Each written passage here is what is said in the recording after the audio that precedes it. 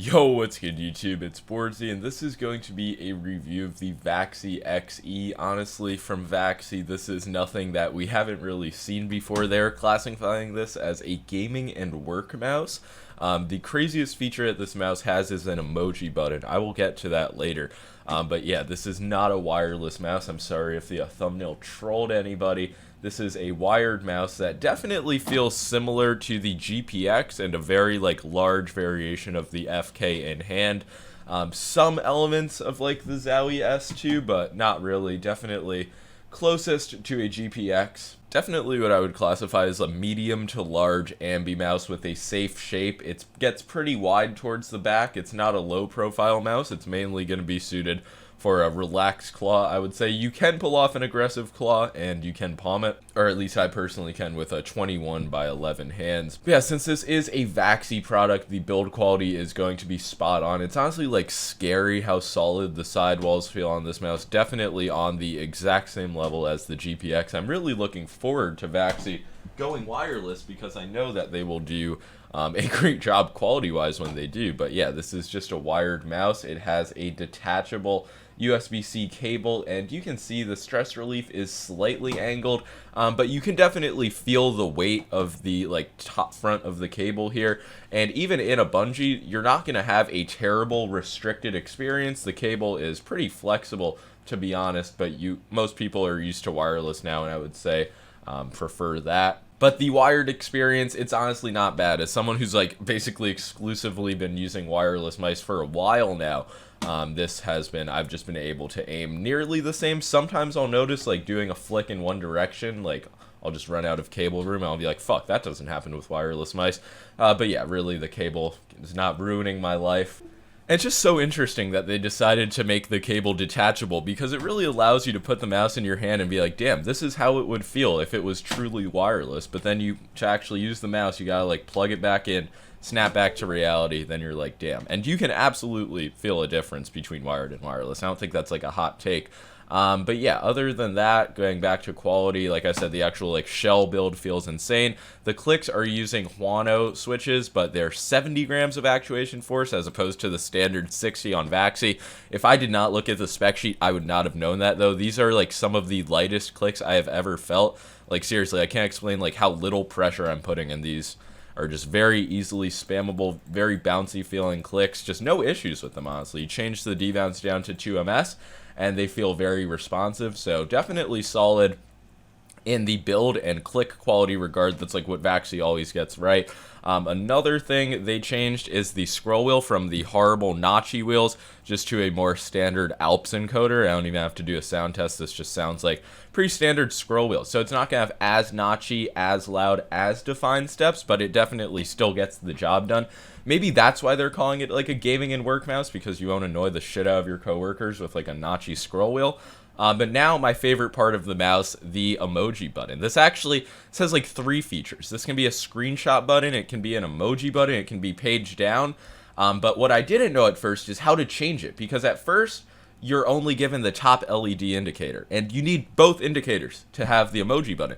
So I was looking at the website, I was looking at the manual, I'm like, how the fuck do you change this? So then I just start pressing every button combo. And folks, if you were confused, you gotta hold both side buttons down and then press the button. I feel like an actual hero for publicizing this information. But the emoji button is pretty crazy. You just press the button and then it brings up emoji commands on your screen. So that's just an absolutely shocking feature. You gotta like the video for that.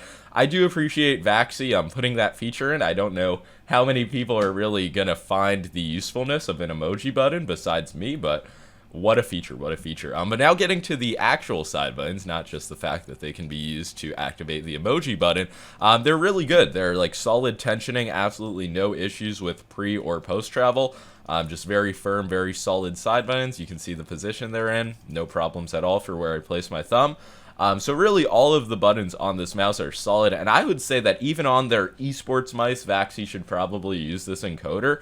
But yeah, now that I covered all of the buttons on the top of the mouse, I'll get back to the shape and weight. I kind of just glossed over it before. This is actually Vaxee's lightest mouse, coming in at around 68 grams as opposed to their other mice, which are all in the low 70s or the 80s.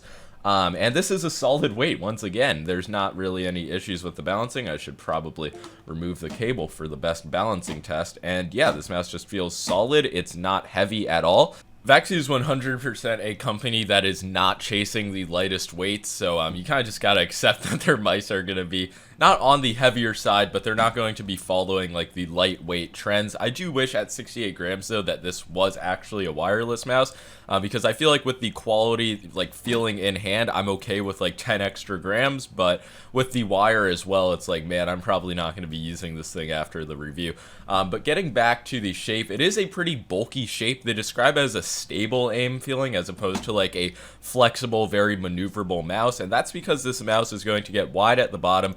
And to be honest, it just feels larger than it actually is. Like, this mouse feels vastly bigger in your hand than something like a GPX. It is higher profile, but it does not have as much of a hump towards the back that actually makes contact with like this part of your palm. So it's just an interesting shape. It could be good if you play like a knuckle claw as well.